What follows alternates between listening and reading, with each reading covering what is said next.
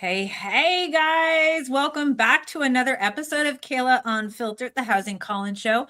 Had to take some time off. I was doing some renos. I'll post those later, but I do thank you for tuning in tonight. But before we bring on tonight's guests, we're going to do like we always do. Let's talk about what's happening in the housing across Ontario, because there's been no shortage of headlines this week. First up, Toronto is once again debating whether landlords should be required to provide air conditioning in rental units. On the surface, this sounds simple. Nobody wants senior families or vulnerable people living in dangerous, hot apartments during heat waves. Safety does matter. Tenants can already install their own air conditioning units, and the City of Toronto is also providing free air conditioning units to low-income tenants. But let's be real, they're not free. They are paid for by the taxpayers. But the real question is, how do we implement this in practice? We're hearing calls from mandatory cooling standards, but far less discussion about what it actually takes to retrofit thousands of older apartment buildings, electrical upgrades, HVAC systems, maintenance, and long-term costs. If cooling becomes a mandated standard, we also need to be honest about the conversations about supporting incentives, funding, or tax relief, not just shifting the cost onto property owners. This conversation is now moving beyond Toronto. The Ottawa Centre MPP Catherine McKinney has introduced a private member's bill requiring rental units across Ontario to be kept at or below 26 Celsius in the summer, classifying cooling as a vital service underneath the Residential Intensity Act. Today, landlords must provide heat in the winter, but there's no provincial cooling requirement.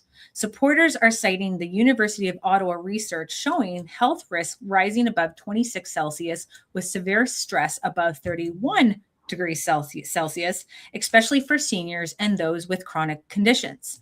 Everyone agrees on the core issues. No one should be suffering from illness or death due to extreme indoor heat, but there is solutions out there.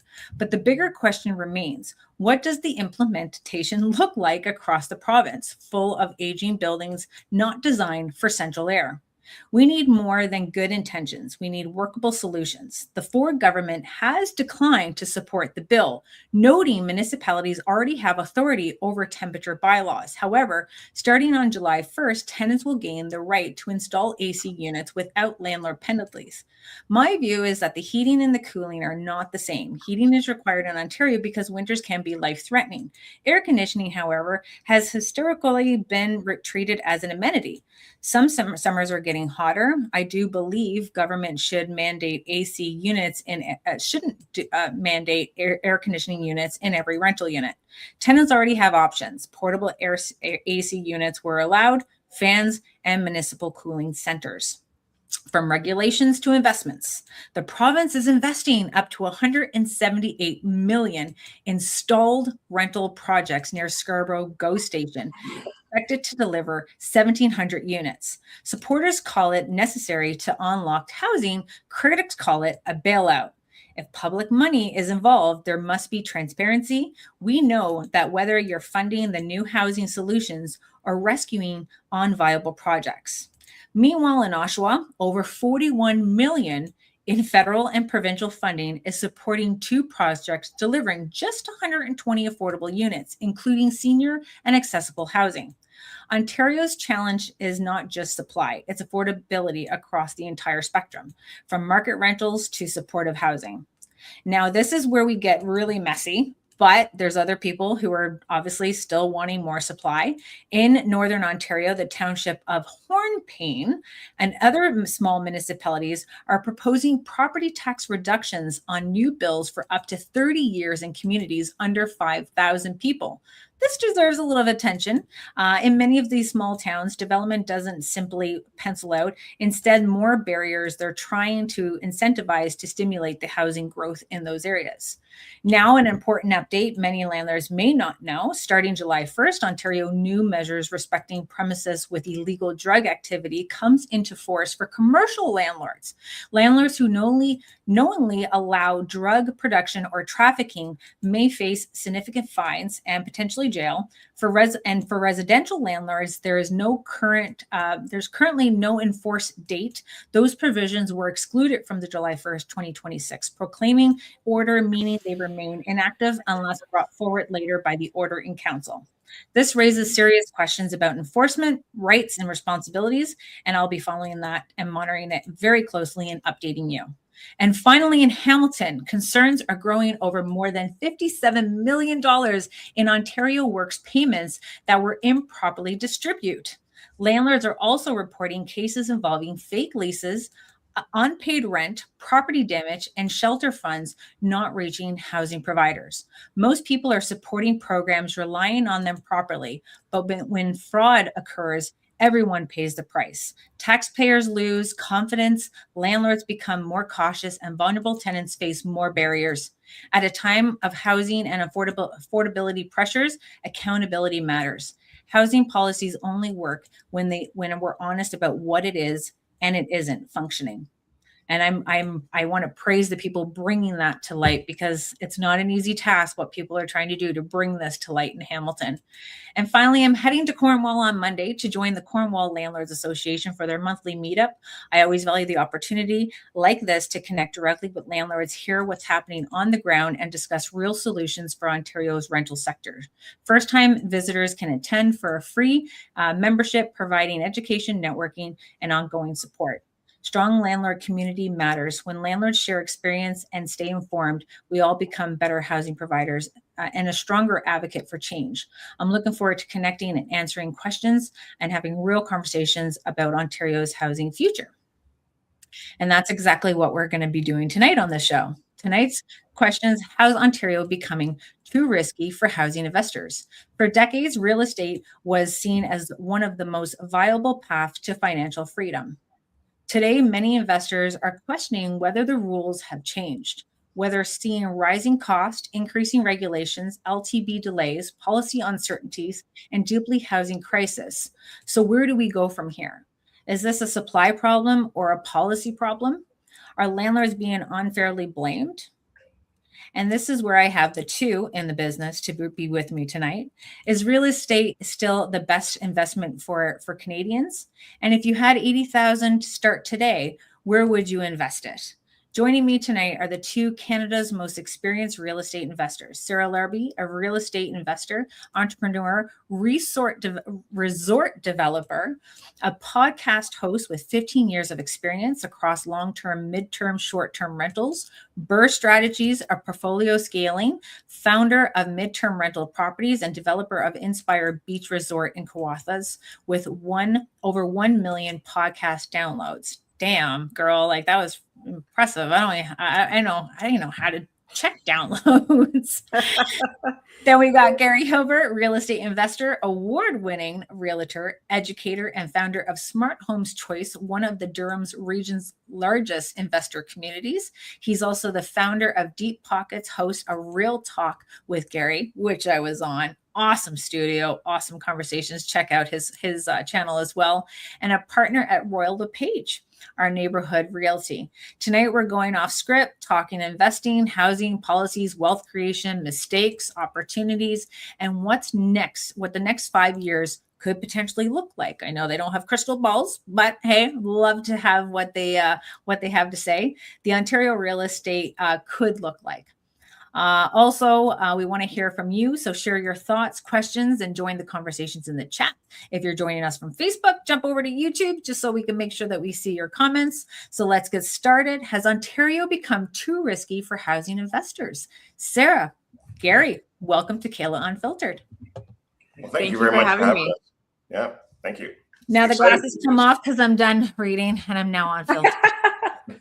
I can't see any of you now. We are at the age where we all need reading glasses. I am there too. Oh, I'm sitting there in church with like sunglasses. We're like, who is she? What is she doing? Thank you so much, guys, for joining me on another Thursday. I have so many people that are wanting to be on the show. It takes a lot of planning and education to like bring it all together, but I thank you for being a part of it. And for anyone who wants to be on the show, don't worry, I'm going to reach out to you. Don't worry, we're going to get you on. So that question, is Ontario become too risky for our landlords? Who wants to go first? I'll jump in. Go for it. It's like we're on the phone. You know, like it's the same conversations. No one's watching. Yeah, look, When I thought about getting into real estate investing back in 2002, I was told not to because it was too risky. Mm-hmm. It's always been too risky, and I think people discount the fact of how risky it can be when things are going good. But it's always a risky game. This is not an easy game. And now when I go back into the rooms, guess what? I don't see as many investors in the rooms. It's gone back to how it used to be, where you see the same similar faces moving from room to room, because this is a game for sophisticated investors, number one. And number two, you have to educate yourself.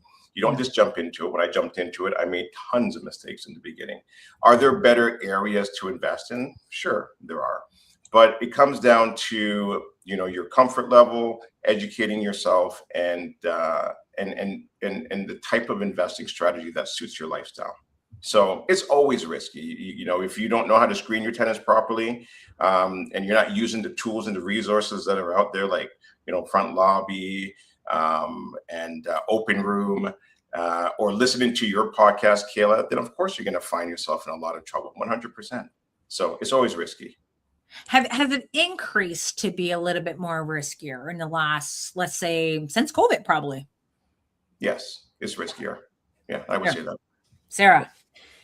Yeah, I mean, look, I am still a big believer that Ontario has a ton of upside, and there's cycles and there's ups and downs, and we all know this, being in the game for a while. It's about how long you're in the market and how much time you're in the market. And I think also strategies evolve over time. But, back in 2022, everybody was overbidding. And then they were buying pre-construction condos where, to me, that was always a big no-no, even in a good market. And those people probably got hurt much more. And that's still probably not a great investment, in my opinion. But it doesn't mean that a small house that needs a little bit of renos can't have some upside where you can calculate your cash flow in advance. I think there's always opportunities playing this long term. I think it's a little bit riskier short term today. I think there is definitely, some of the pendulum has swung towards tenants even more. But again, you're in the market for a while, you're an investor for a while. Cottages, little tiny cottages that have, a 3-season, like Gary just found one for me not too long ago for 215,000.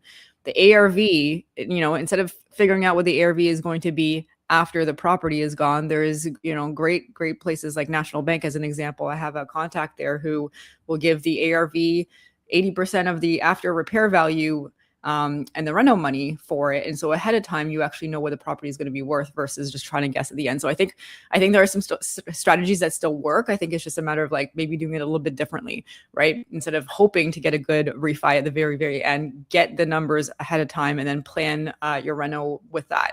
There's midterms, strategies where, a lot of the short-term bylaws came into play, and there's, a lot of rules against that. You got to pivot. And I think, there's always going to be a strategy or two that will work in different markets. And I still think real estate is a good avenue. I still think Ontario is, an opportunity with a ton of upside, a lot more negotiability than ever before. If somebody has the financing and they have the cash to get into it, we're not competing with as many opportunities or as many people, investors as there were before. A lot of people have, either departed to different markets or whatnot. And again, and I don't know when this ends, but there's all that foreign national ban on housing in certain regions, right? At some point, I think it's 2027, that comes back. Investors, foreign investors are going to, unless they change that again, have the right to come back and start purchasing again. So, it's a cycle. I would say 10 years from now, this is, these are 10-year games. I look at these as decades at a time, as you're purchasing properties. Of course, you could do a couple flips, but just have some backup options. But I still am keen on Ontario. I still think, regardless, even though there's a lot of hurdles and challenges, there are hurdles and challenges in all the other markets and other countries as well.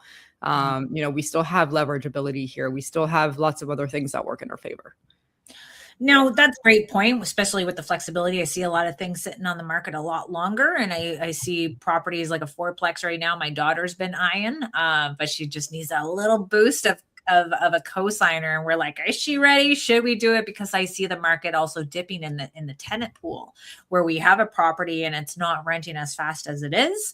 You may not be finding quality people. We used to be able to put an ad on Facebook and I would legitly have 100 Same. of tenants inquiring within 48 hours. We're lucky to get 5 in a week, right? So this is where and we're dropping our rental prices as well. So I think a lot of landlords may not look at this and say, if this is happening, should I be buying, especially being a first time landlord? What would you say to them, Gary? Because it's a little nerve wracking buying a property and not too sure if you can rent it out. Yeah. For somebody who wants to get into the game for the first time as a landlord, yes, you want to understand the numbers. There's companies out there like Visture, there's Rent Panda, there's lots of great property management company out there. What you want to understand is where are the numbers going? I think rents have now gone down consecutively 18 months, maybe 19 months. So you want to understand those numbers, and are they going to continue to keep moving down for the next several months, maybe another year and a half, who knows how long. But you want to pay attention to that, because you know that now a lot of developers have shifted from building condos to purpose-built apartments. So that's going to add a lot more supply to the market. So you want to make sure that you're factoring that in. It's no different than when you're running your numbers. When you run your numbers, you don't run them at 3% when they're at 3%. You run them at 5.5%, 6%. You want to run them higher, just like with the rent. So you want to run them lower. If you think you can get 2,000, run it at 18 or 1,700, just to be on the safe side. With vacancy or maintenance, all those things. And these are things that I think a lot of the investors back in, during that COVID era time, they just weren't doing those things. And that's why a lot of them got themselves in trouble. So yes, I think now is a great time to get into real estate investing. The climate is similar, not exactly the same, but very similar to 2008. There was a ton of fear. That's when I first started, was a ton of fear in 2008. And that was when I built my portfolio, when everybody was telling me, don't buy any more properties because it's going to crash and the US is going to crash. Now, sometimes, being naive and not really fully understanding can also, land you some luck. But here's what also happened for me back then was that I also got educated from educators that lived through the late 80s, early 90s. And then warn me of the dangers of making sure you run your numbers and making sure you do all the different fundamentals and infrastructure and population growth and job growth and all those things. So I think it's a great time to get into it. The great Warren Buffett: when people are fearful, be greedy, and when people are greedy, be fearful. And right now, there's a lot of fear in the marketplace, and this is where you take advantage of it. And you follow that hockey stick curve, right? When you buy real estate, it goes like this, and then all of a sudden you never know when it's going to shoot up. And I think Sarah alluded to that earlier, right? It's just time in the market. And as Don Campbell said, right? Stay out of the fray. Remember that? Yeah. Famous words. Yeah. And behind the curtain, right? Be careful of the headlines. And, anywhere you look right now, it's all fear. This is the best time to buy, is in fear. I know people want to try to time the market, but don't try to time it. We're close enough. We're in the bottom part of that bowl now, right? They just said that we hit a recession. Man, we've been in a recession. Oh, it's been a while already. Yeah, they're just technically calling it a recession now. We've been in a recession. You talk to anybody and they feel it. Right. So I'm going to put the links to Gary because he's got some people that lived through the 80s. So we're going to put here's his following so that you can connect with Gary because he's learning from people who've been through it and done that. So put that in there for you guys. Great answer. Sarah, when you are now dealing with a downturn in the market and we are trying to get our rental units rented, what tips can you give our landlords in order to help them appeal to these good tenants that we're looking for, or to avoid tenants vacating as well? Because I know my husband's like, they're good tenants. They don't complain. They didn't ask for it, but I'm going to drop the rent $100. And I'm like, so can I get that decor plant for the living room? What tips would you want to give our landlords who are dealing with that? Yeah, I mean, look, it's definitely interesting because I don't believe in any rent reductions per se, because then it becomes lawful rent. So as much as possible, not to go there. But just being attentive and just making sure that you're a good landlord and you're fair and firm and consistent, and you communicate well. If something's broken or they need some repairs of some sort, do it reasonably in a reasonable amount of time, and this is not the time to cut corners and be slumlords. Not that, anybody here watching this would be, but I think it's important that, we hold up our end of the bargain as landlords and, provide, nice places for people to live. So I think now it's about, if something's $1,800 and something else is $1,800, but one thing just looks a little bit more upkept and clean. And sometimes it's just small things, right? Even just the turnaround between the tenants and just making the place, nice again. But as much as possible, I wouldn't reduce the rent. If anything, you can do something like a gift card for like, hey, thanks so much. You've been with us for 5 years. We really appreciate you, being here. But ultimately, look, raising the rents, we can only do it, if it's rent controlled 2% this year, unless it's non-rent controlled, but I wouldn't do any reductions.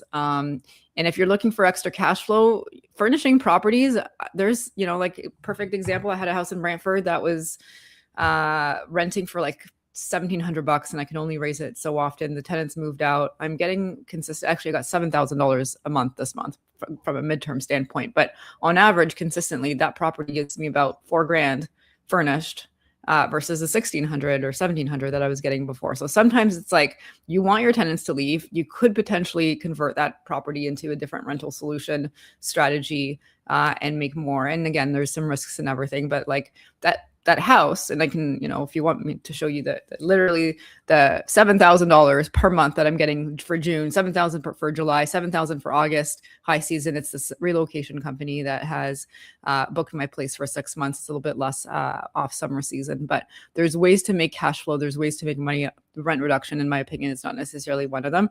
But you could do some incentives to get the right tenants in the door to begin with, by giving them something extra if you wanted. Okay. Now we got short-term, long-term, midterm. We got the cottage industry. We got resorts. Like, what would be what's the hip and happening right now? Because I see it like, yeah, we do have a lot of our developers going in, like Gary mentioned, where we're going to see them go into long-term rentals. But we also have the government coming in with their money, right? Like this project of like 41 million for just 120 units. Like we're like, that's like 341, just over $341,000 per unit. Like we should be questioning, like, where is this money going? But we got a lot of players now coming into the market with our money as well. Now that said, where would be the best place to park our money if we are staying here in Ontario? Because we know a lot of people have vacated Ontario and got themselves into Nova Scotia, New Brunswick, also Alberta. They definitely have moved for the States. But if they are planning to stay in Ontario, where would you want them to invest? And also, if they want to leave Ontario, what would be your number one place for them to invest? If it's Alberta, so who wants to go first? Yeah, I mean, everything. Yeah, I mean, where I like right now, I still love Peterborough. I think Peterborough is a great market. I've got a cottage just north of there. I'm up in Lakefield, and so I'm constantly in there. We do property tours. We've partnered with a great company up there to show them how they can take single family homes, still convert them, add a garden suite. So you're putting in 3 units into a property, and the numbers make sense. They work. And they're in great neighborhoods, right? In Peterborough. Durham, I'll tell you this as well too. We did a property tour, which I think will surprise a lot of people. To think that could you do a 2-unit in Toronto? Guess what? You can. We saw a property. They got it for $600,000. They're putting in about 130, 140,000. It's going to appraise just under $1 million. That's a perfect burr. So can you do them in this market? 100% in Toronto, you can find it. So those type of properties, they work, and you can still get it to rent at a good price, even with the rent still coming down, right? So, but I like Peterborough. I think the numbers make a lot more sense out there. But if, there's a lot of investors who want to stay close to the city or right in the city, Toronto can work, but you've got to dig, you've got to look. And you also got to make sure that you're partnering up with the right team that can also find these deals for you. Can you always find these deals on MLS? No, but there's lots of off-market deals out there. There's wholesalers out there. I've got hooked up with some of them as well too. So you got to look, right? You got to turn over stones, and the more stones you turn over, the more deals you're going to find. They're there, not always right in plain sight, but you got to dig, you got to find it. So everyone, get your shovels. you're going to start digging because it's still investment. That's worth it. That's how I've been able to do what I've been doing, because a lot mine were bank owned, and I think we might be coming into that market a little bit as well, because there is a lot of people outstanding in their with their property taxes. A lot of people. I think my city had like 39 million in outstanding property taxes. So, I think that's the first step, and then we see ourselves people defaulting, because there was a lot of people who bought in the hype, and now they're doing that panic selling, so to speak. Sarah, what's your thoughts? Yeah, I mean, look, I think we're in an interesting market where you can find a deal in most markets where you couldn't find deals before. There is some better deals that I've seen, in Burlington versus 2022. Burlington's a little bit harder to get permits and stuff like that. But I still believe in the secondary markets in general as a long-term play, unless you find something, amazing in Toronto, like Gary mentioned. But I like the secondary markets. I like the tertiary markets that have upside. Are people moving to the area? Are jobs being created there? Is transportation improvement happening? AI centers, those little centers that are going there. So, look, I would say, if you're brand new and you're just starting, go within a 3-hour radius and start looking at a few different towns and looking at the fundamentals from those. I mean, Gary obviously is mentioning Peterborough. I'm a big proponent of the Kawarthas in general. A lot of people bought cottages. There's not a lot of opportunities in, up there as well. So it doesn't even have to be a waterfront opportunity, but there's a lot of negotiability there, as an example. But I would say there's deals to be had in various markets. I don't think it's like one particular versus another. I think it's just a matter of, learn it really well and know what the deal is in that area and know what the strategy is for that area. Because some areas they're going to say, okay, I have to convert this property into a 5-unit for it to make sense. And maybe that's a Toronto example. Maybe you just buy a little single house and you burr it, and you can have a perfect burr 2 to 3 hours away from a major city, and that could still probably cash flow decently because there might be a higher demand in that area. So I'm not particular on any specific market. Like, I mean, you guys know I've been, in Brantford and Hamilton and Welland and Burlington and recently in the Kawarthas. And I still think there's opportunities in all those markets. I think it's just a matter of, some markets are going to be better for your small conversions. Some of them are going to potentially work as even buy and holds and just furnishing it and putting it as a midterm rental opportunity because there's nothing else in the area. Surprisingly, one of my best producing, cottages aside, my best producing property is the single family I have in Brantford that I had bought for $200 and change back in the day, converted and furnished it. And now it's, amazing in terms of ROI. And I took a risk because there was not a whole lot from a rental standpoint for midterms. And midterm is 30 plus days furnished, similar to Airbnb without the tax issues and the bylaws and all that kind of stuff. But sometimes you have to take a little bit of calculated risk and, take a property or take the properties that you have and see what else you can do with them.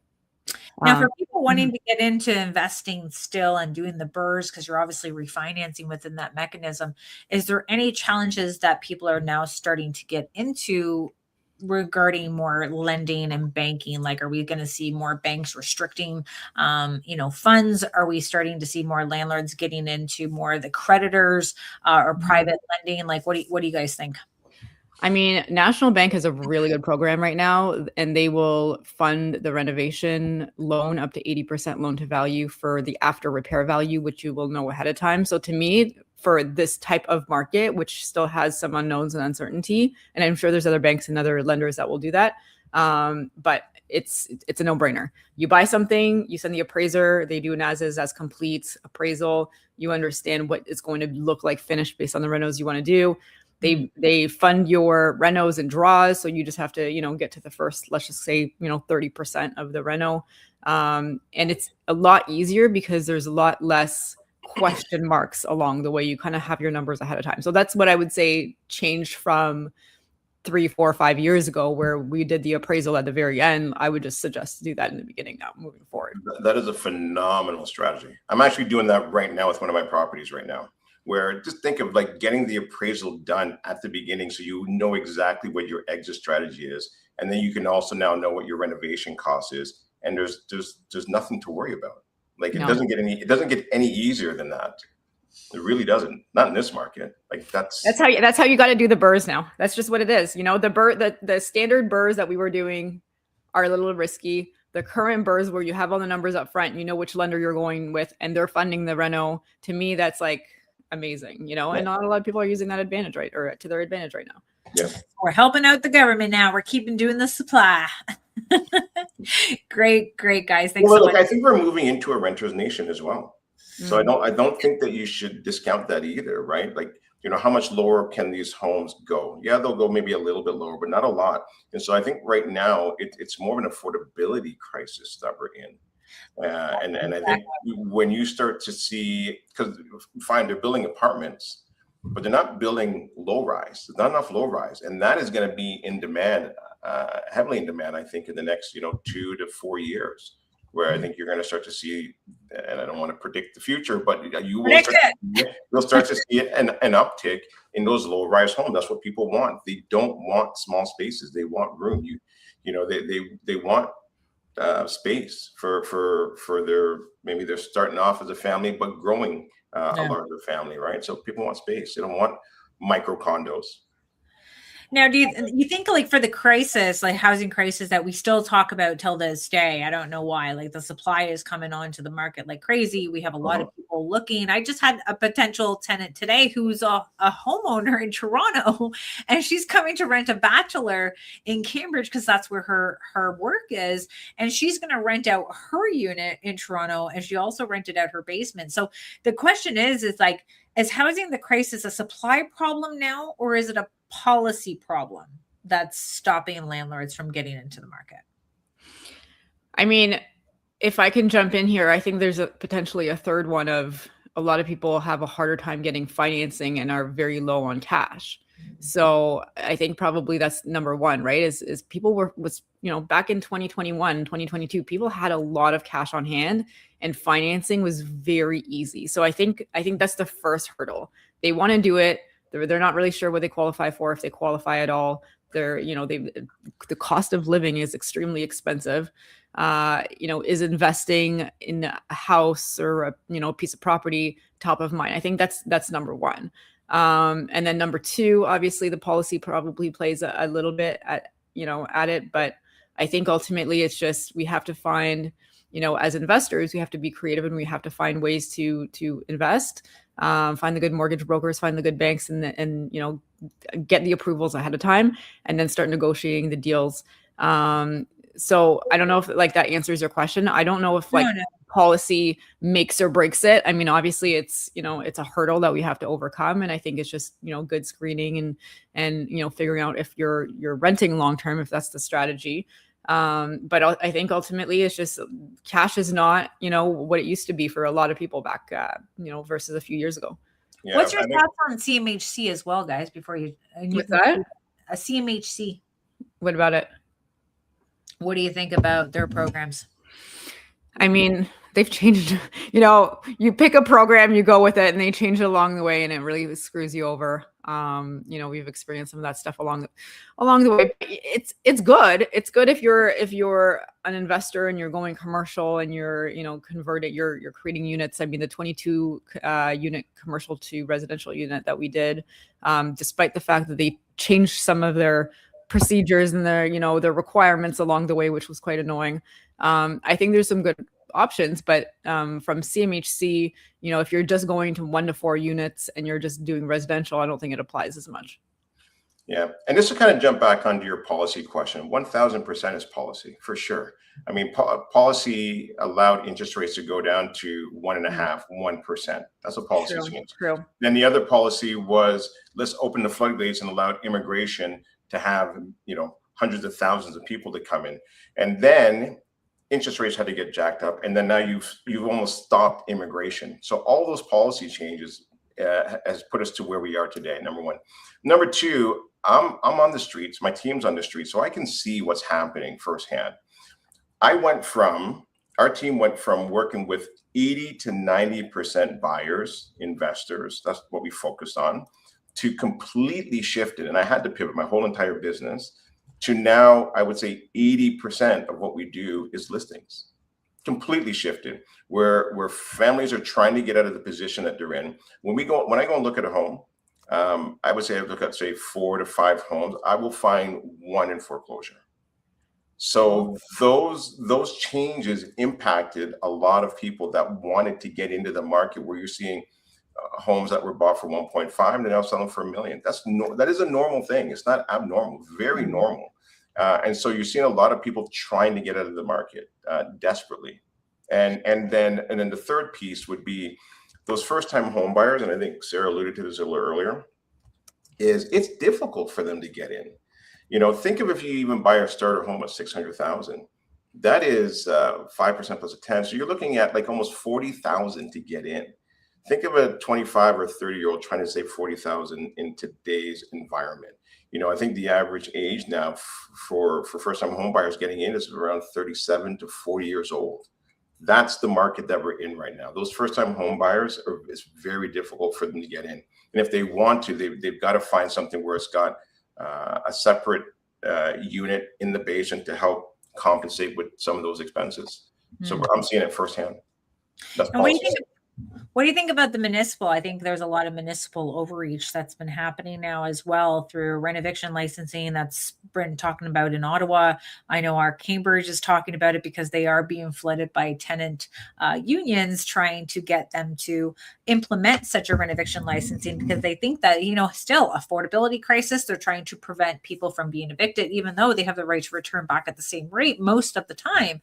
Like what would you want to see changed on a policy front if you can change it tomorrow? One thing that you guys want to see changed, either provincially or municipal. So you're going to take that one? There's so many you can pick. Yeah. You want to get rid of rent control. You want to get rid of vacancy tax, and I think that's the shady thing that I see happening as well. Because I think seen this downturn and now they still have this vacancy tax in play, right? So it does kind of put people at a spot where they're going to be rushing to kind of rent to the wrong person in order to avoid the vacancy tax. Just give me some idea. I would like to see if there is no payment of rent, 2 months and be done.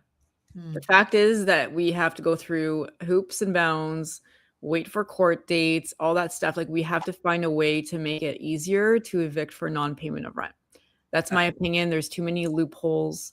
The 2% increase, of course, it's annoying, but I think ultimately it probably, it's for the older units. Anything that was built after, I believe it was 2018, November 2018 is not rent controlled. Regardless, if I had to pick one though, it's if there's no rent month 1, no rent month 2, you shouldn't be waiting 10 months to get an eviction, and then potentially more. So we have to be able to do more faster to, get the tenants out and to get new paying tenants in my opinion. We've always said that, right? I think we look at, like, if we have multiple landlords and if that one problem tenant can go through multiple landlords as quickly, then we would still entice landlords to get into the industry because it wouldn't be so damaging to them. But we have people literally staying put for over 3 years, even 4 years, because they know the loopholes. And that's why, becoming the ambassador front lobby and making sure that landlords understand that there is this tool. You do not need the tenant's consent to report this debt. You do not need a landlord and tenant board order. Like, it's so crucial that the landlords start using this and taking advantage of these tools and processes that are in place. But if you had, Sarah, you talked about 2 months. Give me a little bit, like, our government they're not experts, right? And Gary, you might be able to lead into this. And you want 2 months and the tenants out. What would that look like? What strategy, from notices given to the tenant to, do we go to the landlord and tenant board automatically like it is now? You automatically go to the landlord and tenant board. I know that they made mandatory rental payment agreements. So if you make an agreement with your tenants to make payments, you can get them sign the form. You can file that. If they screw up, then you can file for your order. Like, what would you want to see? How do you want to see that implemented? Let's help our government out if they're listening to this call tonight. Yeah. I mean, I think the biggest thing is how quickly we get in front of the LTB at this point. Let's take baby steps, right? Like, we can't just do a 180. I don't think it's going to happen. But, if there is some sort of way that once we get to the LTB, no payments of rent for 2 months, you're out. Like, I don't know, can we be a little bit more like Florida or Texas or, you know, somewhere where, you know, people are not having to drag this on for 8, 9, 10 months and then have the loopholes. So, you know, ultimately I think it's and for recurring ones, maybe it's just no more LTB, right? Like, you're recurring and you've gone through this process with other landlords. You're 2 months out in the next one, you know, no process needed at that point in time. I don't know. Yeah. But I think for me, that would be a big one, because right now we are just, you know, like, a lot of people cannot get housing. Maybe they would be great, but as landlords, we know we're gonna get screwed over if, you know, so maybe they don't have the greatest track record of, you know, credit history, or maybe there's something we're not too sure about. The majority of the time we just say no, absolutely not. Those people don't get a chance because there's no way that we're going to take a chance. But yeah, you've done it once, you've been to the LTB once, you do it again, no LTB, you get your order. I don't know, that to me that would be great. It would be a lot easier. That's just my opinion. The way I look at it, with the way that technology is right now, it's so simple to say, look, here is your hearing date. Here is your time. You got 10 minutes, state your case, done. Landlord doesn't show up, hey, you get to stay. Tenant doesn't show up, hey, you're gone. Done. That's it. Okay, hey, 10 minutes is up. Okay, next case. That's so simple to do. That's not difficult. There's no way.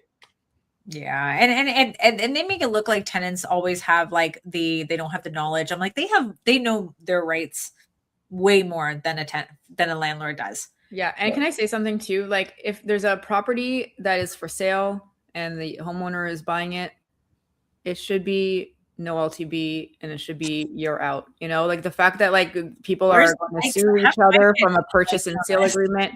You can sign the affidavit, you're moving into it.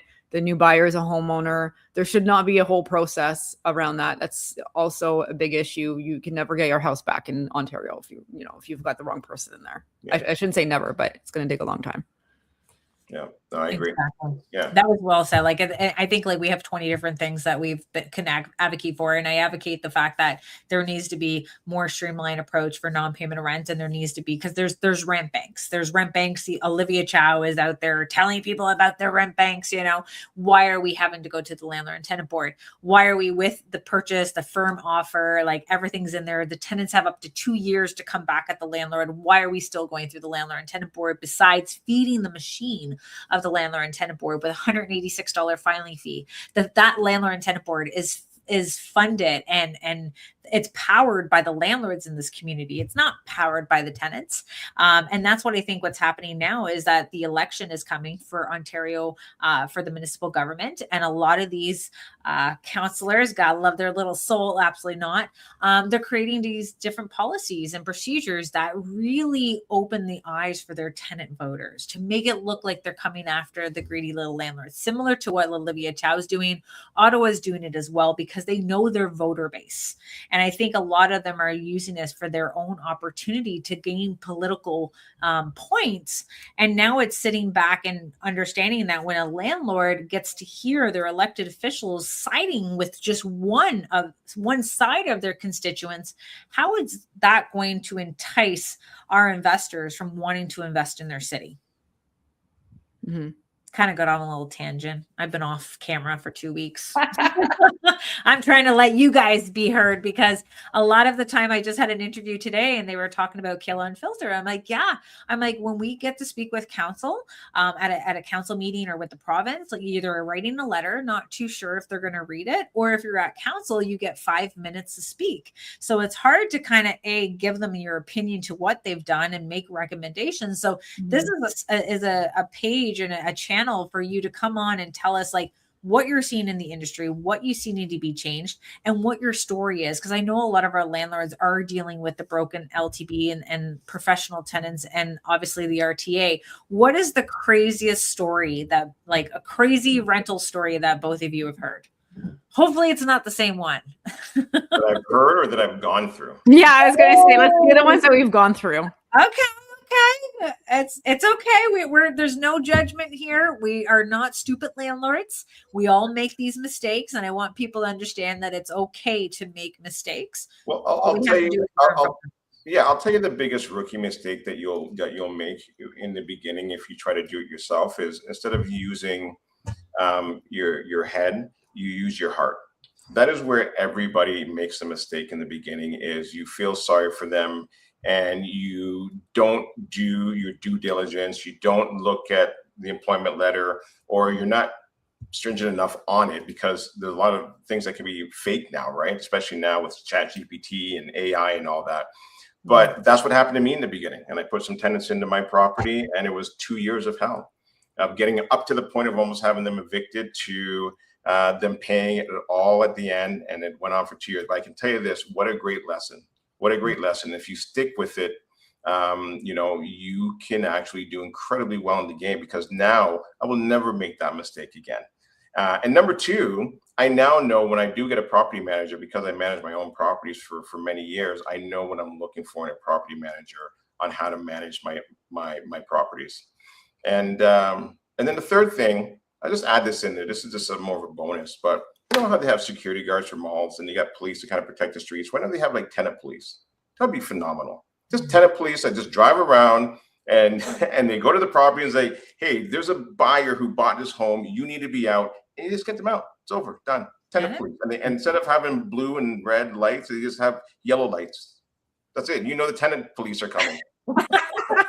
I like this concept. I like it.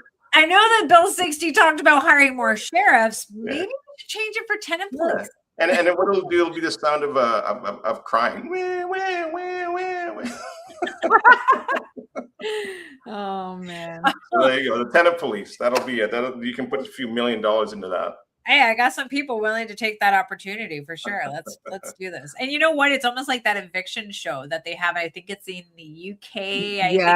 The squatters one. Oh my God. There's That's actually a guy that so goes good. around. He signs a lease with the homeowner and he goes in and squats on the Oh, I squat. love that. Love But that. we're not that far off, though. If you really think about it, we're not that far off in Ontario. When you have our government utilizing taxpayer dollars and us being taxed to the high heavens, there's still a point where we bringing in people and asylum seekers. They're actually paying for homes, and that's what I was watching on one of these committee meetings, that the government is now paying homes for asylum seekers because they started utilizing the hotels and the motels, that they're now buying homes for people who are seeking asylum in this country. So and then you see what's happening in Ireland right now. Like there's a lot of civil unrest that's happening because we have too many people that are coming into certain areas in certain countries. And we're also seeing our services now dwindle. So I think and that's why it's like, how do you get our government's attention to say, hey, we can change this to make things work smoothly? But they have so many other bigger problems that are happening, like our healthcare, our school system, like everything is crumbling. I always say that every time the government touches anything or tries to take control of it, it turns to crap. It doesn't turn to gold. It turns to crap. It does. Like, and people who are, trying to advocate for their community, they always look at the privatization of something to be so negative. It's so bad. Like, oh no, it's privatized, or dealing with Doug Ford's buddies and things like that. But meanwhile, privatization can actually be a good thing because you're relieving the pressure on the taxpayers. You know what? When Ford suggested that for healthcare, I thought it was a great idea, but apparently he got hammered with hate. Remember that? When he tried to, do a different tier system. I think it would have been a great idea. Like, look how long we have to wait to get anything done, right? Anything done. And this gets me excited. And I don't think I've ever talked about it here on the channel. If you look at all these nonprofit organizations, they could be housing, they could be mental health, they could be addiction services, they could be anything to do with drug addiction. These are nonprofit organizations that support other nonprofit organizations, such as tenant unions. And when you start to see when a government does something of a good policy that does make sense, that does alleviate pressure on the taxpayer, these organizations who get funding for government grants to operate, they attack the government for making those necessary changes that do make sense, just because it fixes the issue and it alleviates the need for their nonprofit organization, right? And those nonprofit organizations are congregating together to fight the government. Mm-hmm. They're promoting each other. We're seeing nonprofit organizations donating or becoming vendors to another nonprofit organization. So a lot of it has to come down to the government using taxpayer dollars to fund organizations who are indeed turning around and fighting the government with our own money. And that's why it's become loud. That's why the NDP has become so loud, because of those nonprofit organizations. So I think it's getting that education out to some of these people to say, hey, I'm not knocking all bad, all nonprofit organizations, but there is this niche. And again, I think a lot of people are making money and making a profit, so to speak, off of this crisis that we have, the affordability crisis, the housing crisis that we have, the drug crisis that we have. So I want people to really take that home, do some research yourself, because I think that's what we have to kind of be concerned about as taxpayers in this country. Yeah, absolutely. Agreed. I know. I gotta get all excited there, guys. Sorry, I've been following and staying quiet on the side. You live and breathe it, right? And you hear it from all the different angles. So you definitely have a good pulse on what's happening. Well, it's important. I think it's important to understand how to be good landlords and knowing the different tools and resources, understanding how government housing works, and how people are subsidizing nonprofit organizations because the tenants are paying $120 for a 2-bedroom townhouse, all inclusive.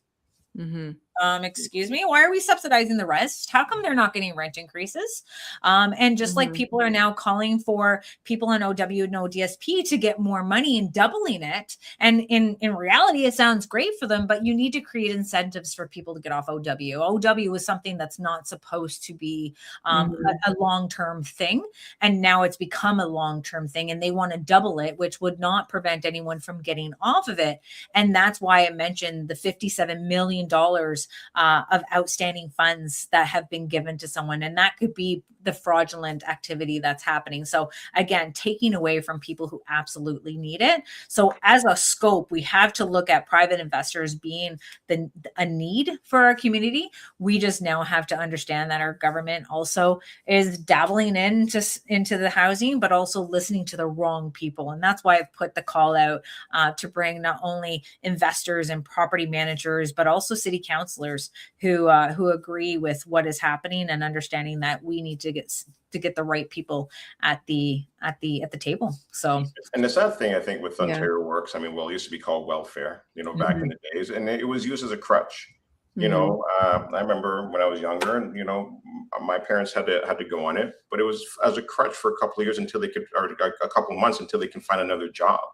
And now you find people that they want to stay on it and live on it, and also send send another mail to another mailbox so they can grab another check. Like, there's so much fraud in the industry now that it's sad. And so what you've got to do as a landlord is you got to stay away from that stuff. And I was going to say that, Gary, because as landlords, we can't garnish their wages. They can never likely find another landlord to rent to them, and they're going to be impossible to get rid of if needed. So I'll never take that risk at this point in 2026. Maybe I would have back in the day, but even any government, I'm sorry to say this, even disability, right? If you can't garnish the wages, it's going to be hard for them to find somewhere else to live because people are going to favor somebody with jobs. Ultimately, it's a no-go. Yeah. And I'll tell you this as well, too, because I'm on the front line with this as well. Because I like to pivot with the market so I've also partnered with property management companies, because what I've discovered over the last 2-3 years is they're having a difficult time filling properties now.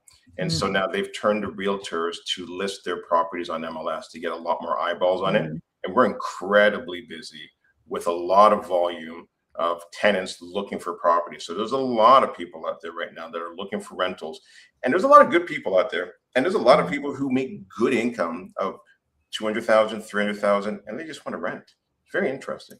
Well, yeah, just like that homeowner coming to me to rent in Cambridge, and literally is like, can you make it lower? And I'm like, oh my God, like, what is happening here? Before I'd be like, no, I'm going to charge an extra $50 for parking, right? Now you have to like, nope, parking's included.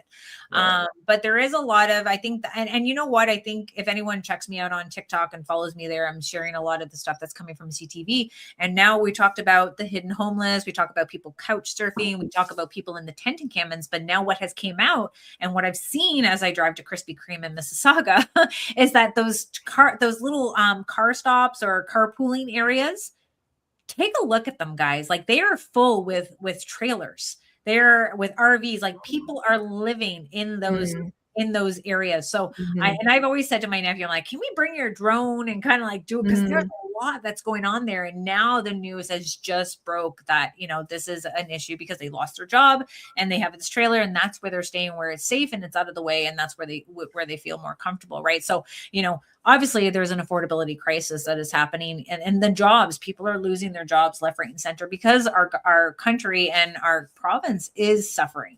And especially what's happening, in other parts of the world is what people are like, look at how much people are paying for gas. Look at the groceries. I paid $2 for a green onion.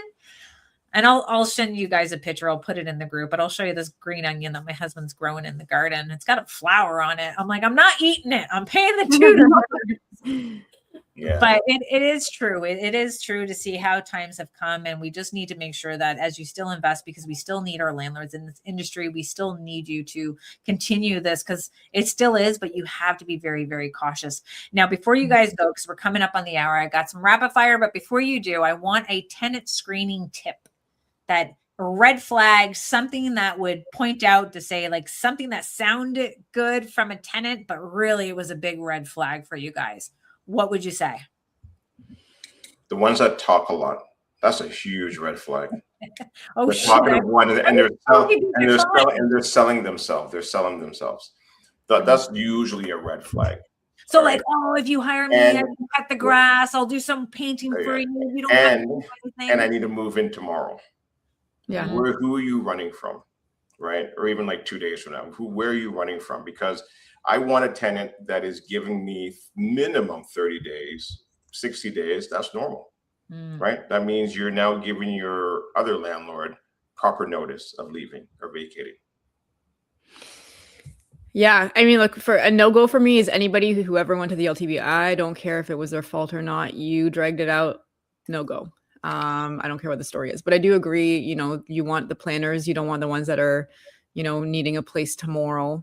The sob stories, no go. Like, we've had to become very hearted as landlords, because ultimately it's potentially 10, 12 months of non-rent payment or a lot of damage.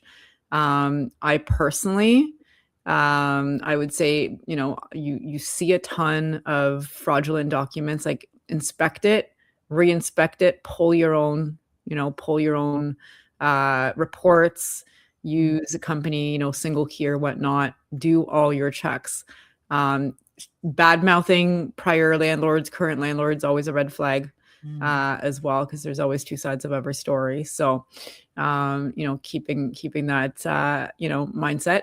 And then, also, like, there's places like Canley, there's places like Open Room. Just make sure they haven't been to that. Like, again, for me, I don't care what the reason is, even if they're not at fault. Unfortunately, it's just what it is. You went to the board, you're out. Unfortunately, there's just too much risk there. Yeah. And here's the one good thing. I'll add this piece in there, is that, when the pendulum swings really far to one side, it usually starts to come back. And it has. Has it come right back to the middle? No. But, you've got front lobby, you've got single key, you've got Open Room. All these are new tools that we didn't have before that we can use now to our advantage. And that's a great point. Like, where so many landlords, they just want to save that 1099 on a credit check. And it's like, no, do your own. Never accept the credit check from tenants, even if you see them pulling it up on their phone and it's the Credit Karma. When you talk about their work and what they do, ask some questions about that work. Act very curious to it.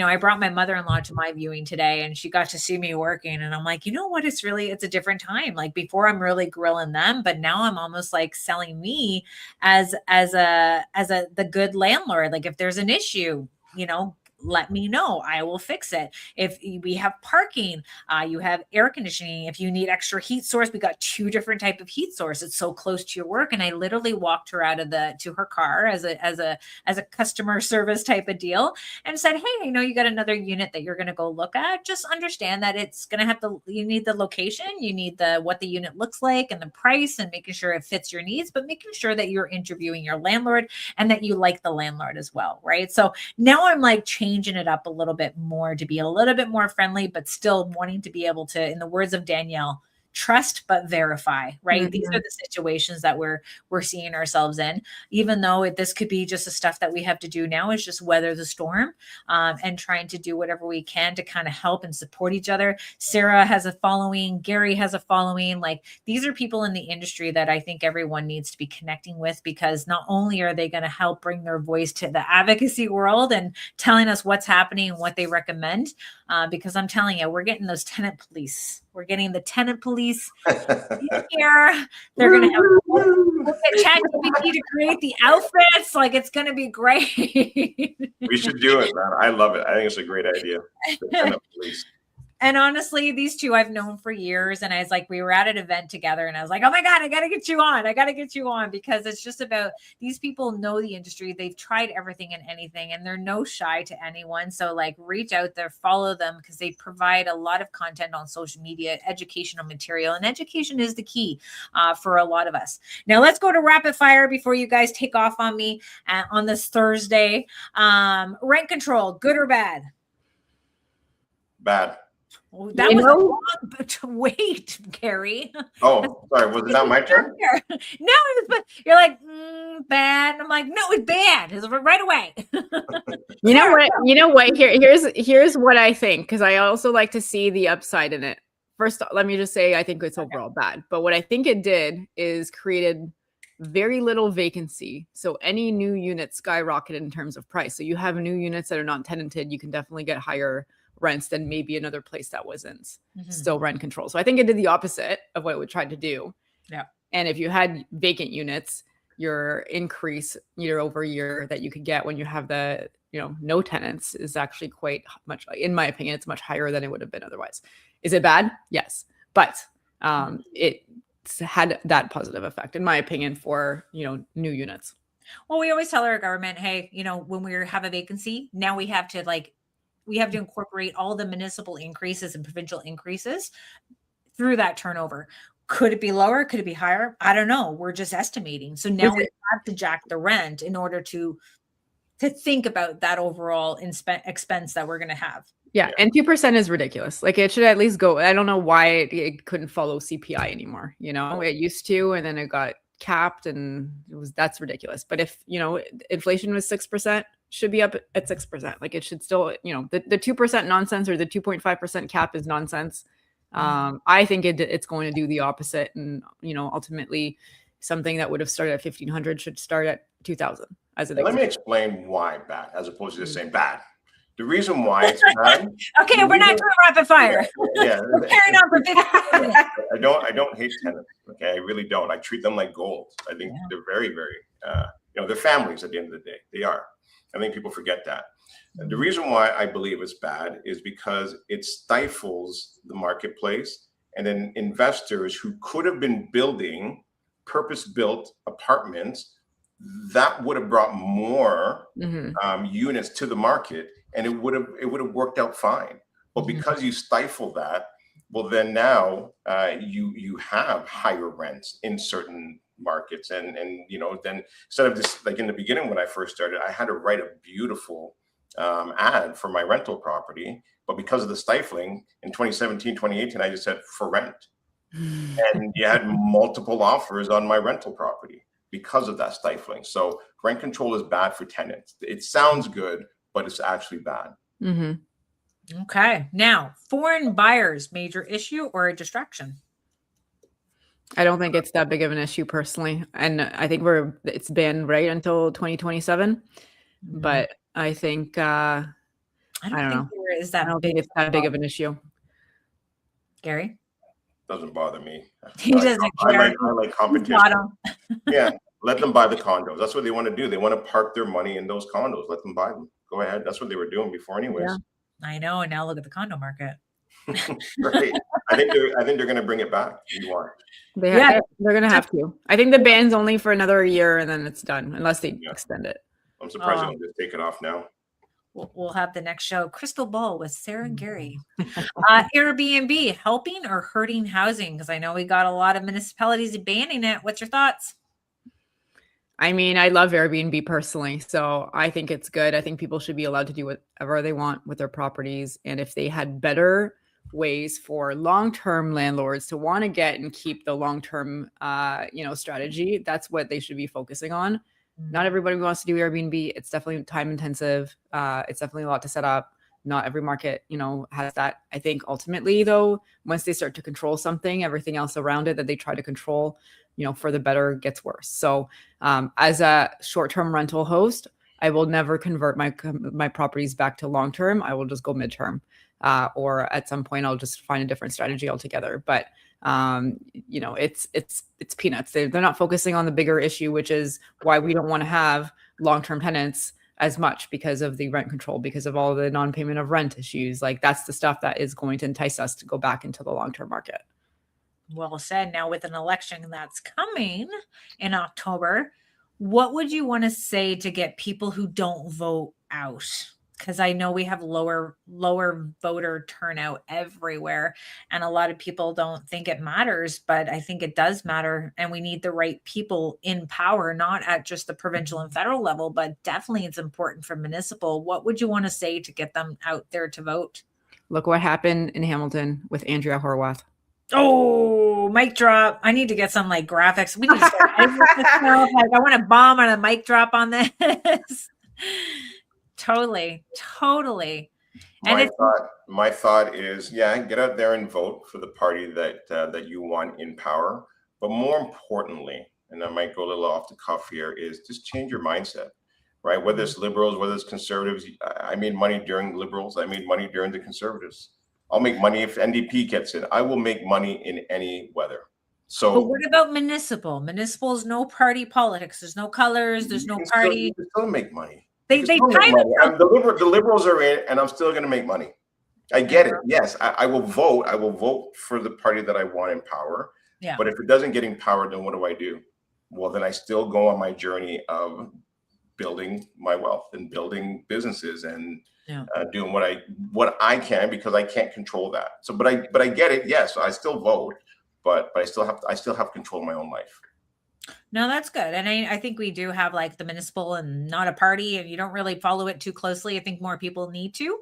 But I know that municipal stuff, like media does play a good key in getting these candidates out there and really bringing up sore wounds from other people, other councillors who've already been in power for 4 years, just to get you to think differently on them and get them voted out and getting a new candidate in. But I think a lot of people need to get in depth in who these people are, not just what's on their page, where they're posting pictures on TikTok and traveling around, making it look like, they're out there connecting with people who are supporters, and they take pictures and pictures and pictures of people who support them. Like it's all a sham. It's a campaign, and it's a game. And no matter which way you look at it, it's about coming up with different topics that would get into media or to get their voters' attention. So don't fall for it completely, especially the ones that are out there kissing babies and cutting ribbons. These are the ones that you definitely want to watch. You want to see the ones that have been in your community for a long time, and the people who are very, very outspoken, just like Susan Stevenson in London. Like she was a councillor, now running for mayor. Like fantastic. We have a lot of heat coming in Cambridge right now. We got a new player coming to the market as the candidate for mayor. And I'm telling you, these are the people that you have to get very entrenched with your community, get to know your community members, because believe it or not, there's different organizations, different funding, and of people getting together even for talks. And I think it's important that you all understand how deep politics is, just even at your municipal level. Because I could tell you, I have a stupid garbage bin that only fits 3 garbage in it. And it looks like a Sims. It seems like Sims right now. I was like, who thought of this? Great question. Let me go back to the Airbnb questions, because you need to answer that. So my thoughts on Airbnb, I'm 50-50 on it. I think for low rise, let it run, right? I don't think there's any issues with that. But when it comes to condos, I think that's very different. I've been in a condo when you're trying to go up those elevators, and it's everybody's got a suitcase, and it's party central, and people just want to party more in a condo because they're treating it like a hotel. So I think let the hotels do that business and let the condos be for homeowners. That's my thought on it. So I'm 50-50. No, I think it's almost like me. I'm a family of 6. I don't want to cram all my kids into a hotel room with 2 queen size beds. That I do want to have that opportunity to bring my family for a basketball tournament and not feel crammed into a hotel where I'm now forced to go out and eat fast food. I want to be able to have the opportunity to travel, have lots of space for us to cook in to keep the cost down a little bit low. A lot of people started going into Airbnb because it didn't follow the Residential Intensity Act. And then they realized, yeah, there's a lot of sweat and a lot of effort that you have to put into an Airbnb, but that shows you how bad the long-term industry is, where people want to put more time and effort and sweat and travel into doing short-term rentals than staying in long-term rentals. But there's still a need, just like COVID, when we had nurses traveling all over the bloody place. And guess what? Those Airbnbs and those short-term rentals helped. What about the tenants who are being rent-evicted right now because the government thinks we're horrible people because we want to provide safe accommodations for our tenants? They could go into an Airbnb situation for short term, but right now they decided to, I was going to use a bad word. They were going to block that way of people having short-term investments and only pushing them into the hotels. So there is a lot of need for it. And I think it's just they panicked, they pushed the panic button, shut it all down. And now it also is doing some damage even for the people that have their kids in sport. People need to visit certain areas for family that are sick, or for nurses that are coming in there, or downright invest the tourism that's going to be happening, I think, in that area for sure. Okay, I had you guys like so long, but I want to stay on forever. So hopefully we get some good reels for you guys for me to post. Ontario, best or worst province to invest in? I think it's actually up. It's not the worst. It's not the best, but I think it's probably like in my top 3 of Canada of options, maybe the top 2. I still believe that Ontario has long-term upside. Gary? For me, and I'm obviously going to be biased because I live here, I think it's the best. I mean, Toronto's a world-class city. We are neighbors, like where I invest, to a world-class city. It's not going to disappear from that status. And so why not invest in a secondary or tertiary market to like a Toronto, where you've got like a national basketball team and baseball team, and a city that doesn't sleep. Like, I've been to many different cities in the US, and 9 o'clock at night, like there's nothing in their downtown core. This city does not sleep. It's an incredible city. So I think for me, it's the best. I'm going to say it's the worst, and BC is probably the second worst, just based on. I mean, Quebec's down there too. Yeah, that's number 3. And it's all about the policy, baby, but they're not getting the right people to help them with the policies. But again, it's just politics, and this is what they're doing. They're playing politics in the house. So let me ask this question. Where are all your properties? Are they in Ontario? They're all in Cambridge right now. And my husband wants to buy a boat and put me on. I may be Newfie, but I get car sick in the back of my minivan. Okay. So I can't be on a boat, baby. So we either got to get ourselves into Florida. He's talking like North Carolina. I don't know where I'm like, I can't have alligators. I can't have sharks, and I can't have tornadoes. So I don't know where we're going. But I'm not going to keep all my eggs in one basket. I also get myself into silver and precious metals. My husband's into like more of the stocks as well with the mining. So, it's now a time for us to kind of sit back, get into other investments, and or help my daughter get into the investment for her very first time. So that way we can kind of set her up for success, because, eventually they're going to open up the floodgates again to let people in. And at that time, they're always going to need housing. But in the meantime, this is so important for us to advocate at the municipal level, the provincial level, the federal level. Like, we have counselors and we have MPPs and MPs, like, meet with them, find out their policies, hold them to task, hold them accountable, because a lot of them are getting paid very good money to do very little for you. They're obviously looking at different topics that appeal to their voter base. Call them out on a letter to the editor, call them out on your podcast, call them out on, your family dinners, talk to people about politics. Between politics and religion, a lot of people don't want to talk about it. Even in my Ontario Landlords Watch group, people are like, oh, it's very political. I'm like, it's housing, baby. It's housing. If you're in this industry and you're investing, damn straight you're going to get into politics, because those people are really able to pull the rug from underneath you. With a click of a pen, you now have rent control in between tenancies. You now have to pay an extra tax because you couldn't find a tenant in your rental unit. And now you're going to have to pay more. And you're going to have to retrofit your property and get air conditioning. And it's going to cost you thousands and thousands of dollars to do it. If not, you're going to be in contempt and have to give a rent rebatement. There's so many different situations that are happening that people don't know about. And I encourage everyone to reach out to me so that I can have your story of what you're dealing with. And we can be on camera. You can be off camera. It's sad that people have to feel that they need to tell their story, but they need to do it anonymously, because based on their job or based on the fact that they work for the city, there's so many reasons why people actually have to stay quiet. But unless we come together as a community, and when I do a call to action, and if there's a municipality in Ontario that is introducing some type of policy, please show up, or please write a letter, encouraging them not to implement that type of policy. We're so connected over the last 15 years of the people that I know. I just need to make sure that everyone's getting my messaging, and making sure I can email them or text them, do whatever I can. So this is why I did create a little form for you to be a part of this, just a registry, just so I can kind of keep you guys in the know. I know how Facebook typically works with by the time you get the news, the event already happened. So I got my little Google form in the comments here for you guys to have that in there. I don't know if it came up on Facebook, but it did go over into Ontario Landlords Watch on YouTube. I also have a webinar that we're taking part in for on Front Lobby. They have a webinar that's coming up on the 24th of June. So I'm going to put that in the link for you guys as well. Anyone's watching now that wasn't on in the beginning, go into the comments. You have a way to contact Gary and Sarah.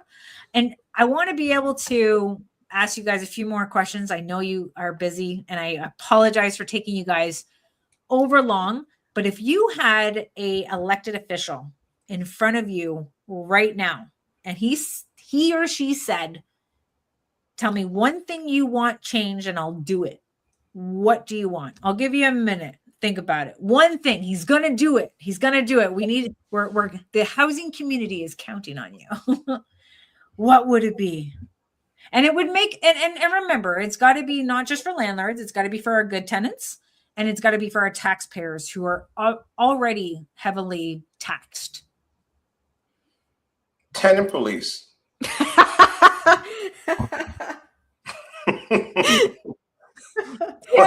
Waiting for me to drink. That's so funny. I mean, you're not wrong. Here's the way that I look at it. Stop trying to control the Airbnbs. They're gonna happen. Let people invest. Give better incentives for long-term tenancy options, right? Like there is none. The rent control at 2% doesn't make it, make sense. So maybe drop that. Maybe drop it for anything moving forward, and let people, invest and want to be landlords, want to be long-term landlords. And I would say you could have licensing options from an Airbnb perspective, potentially for noise and whatever, but don't tell us what to do or not do. We're just going to leave otherwise. So, and I think a lot of people unfortunately left. I still think there's opportunity here, but a lot of people left. And it's actually going to have a detrimental effect. So give us a little bit more freedom. If we sell a house and there's a tenant in there, let's not make it a 10-month ordeal where we potentially could get sued because we're not closing on time. We have to keep delaying it. So make it easier for us to want to invest in your city. Don't just think that we're bad and we want to, we're greedy. It's not the case. Of course, we're investors. Of course, we're entrepreneurs. We're going to go where the opportunities are. So create opportunities for us to want to, work with you. I think the market likes to, it's going to dictate what happens. Right. And I think that's what we're seeing now. We're seeing the market dictating what's happening. And back onto the tenant police, you're not far off. And this is something where it's like landlord and tenant hubs. If we have Service Ontario, we have Service Canada, why aren't we having these hubs in major cities that people can go there, get their advice, get their rights, file your paperwork, have the opportunity to seek legal aid prior to your hearing, so everyone is fully aware of what their rights and obligations are, and provide that type of service. It's not that hard, and a way for us to continue to serve our tenants even after they vacate, especially if they've done some damages and we need to serve them at their current address. Well, we can't go into Service Ontario and say, has the tenant renewed their driver's license in the last 30 days? Because you're supposed to do it within 30 days. That is now the hub where they're supposed to update their driver's license, and a way for us to properly serve them. There needs to be proper measures in place, and we can be able to recommend these type of solutions if they just sat down and listened to us. But this is why we use these channels as Ontario Landlords Watch, Kayla Unfiltered YouTube channel, or on my social media pages. And I hope Sarah, Gary, you guys do too. Like after this post, do a post of rallying our support and rallying our realtors and our property managers, because we do see it, Gary, that the realtors are stepping into property management roles. The landlords are looking to realtors to do the tenant screening, feeling that you're going to have more easier access to people who potentially want to buy but not ready. So you're going to bring us more quality people. But we also have to make sure that our realtors are doing their due diligence and making sure that they're taking advantage of the tools and the resources to do tenant screening, because our landlords also had bad experience with realtors as well. So definitely put that link for Front Lobby for you guys to do the credit checks, as also reporting the tenants' unpaid rent and unpaid utilities. And it's so much clearer that we have to work together as a group. And that's why I'm going to be traveling all the way to Cornwall, 5 hours. Yay! I'm excited. We're going to stay there and get to know the community there. And I love traveling and meeting everyone. So if you're in the Cornwall, Ottawa area, please come out. I'm putting the link in there for their registration. First time visitor, you're free. If you want to be a member, it's $75. If you want to sponsor them, I think it's like $75 for the year as well. So definitely support this community who is advocating for you in that area and going so far to requesting my presence. So hopefully I don't let them down. Definitely going to need a lot of coffee. But Gary, Sarah, I can't thank you enough for doing what you do in your own networks and educating the members, because I always think it's very important that you're educating as many people as you can. And you guys have become a face to this housing industry. And I'm sure everyone knows. So I'm going to send out some invites for people to start following your pages in the next couple of days. And whatever last bit of advice that you want to give our watchers and people who are watching the replay. Whatever happens today and 10 years from now, you're going to wish that you got into the market. So time in the market still is the key words. It's still what you live by in order to build wealth, is my opinion. Nice. I hated my 9-to-5 job, so I quit. I hate. Are you on OW? I hate real estate investing, but I will not quit, because my 9-to-5 is a golden handcuff, and real estate is freedom. Mm-hmm. Now, what did you hate about the 9-to-5, or what did you hate about real estate? Well, I hated 9-to-5, so I quit. Yeah. But I hate real estate investing, but I won't quit. I won't quit because it gives me freedom. Real estate gives me freedom, and the 9-to-5 was a golden handcuff, and it wasn't going to give me the lifestyle that I was looking for. No, you're right. I was been able to retire at the age of 20 to do what I want when I want, work when I want, when I don't want. And it's true. And at the same time, like, we're providing something to tenants who can't have a down deposit, who don't have good credit, who based on their living experience with their partner, there's reasons why there's a lot of people that don't want to be homeowners, and we're providing that service to them. And I think private landlords don't get enough credit. And we have a lot of haters out there and calling us parasites and pirates. Well, because of that comment, I am now dressing up as a pirate for KW Property Management's Halloween party. And Sarah, Gary, you guys are invited. I'll make sure to be there this year again. And your last one was awesome. I'll send you the dates, guys. Thank you so Please much. do. Perfect. For Thanks watching. very much. Everyone for supporting my advocacy efforts and watching Kayla Unfiltered. Please subscribe to our YouTube channel and make sure that you share this video and tag Sarah and Gary and myself in it. Thanks so much for watching, guys. Happy renting. Bye. Thank you. Bye.